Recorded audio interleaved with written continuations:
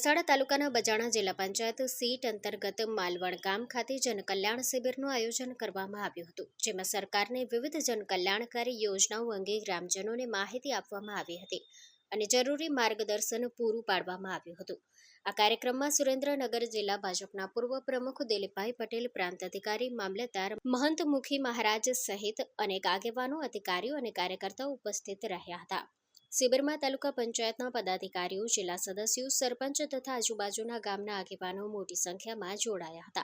Story report by Minhaj Malik, Surendranagar.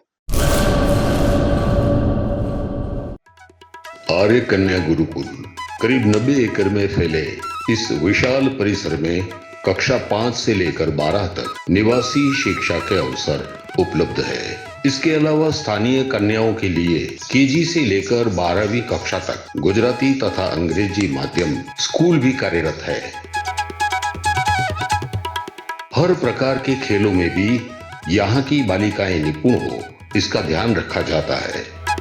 यहाँ कन्याओं को वेदों के प्राचीन मंत्रों के संस्कारों के साथ विज्ञान और टेक्नोलॉजी से जुड़ी आधुनिक शिक्षा दी जाती है। बालिकाओं को विभिन्न कलाओं में पारंगत बनाने के साथ संस्कारों का सिंचन इस गुरुकुल की विशेषता है। आर्य कन्या गुरुकुल पोरबंदर में एडमिशन के लिए संपर्क करें 8258040404।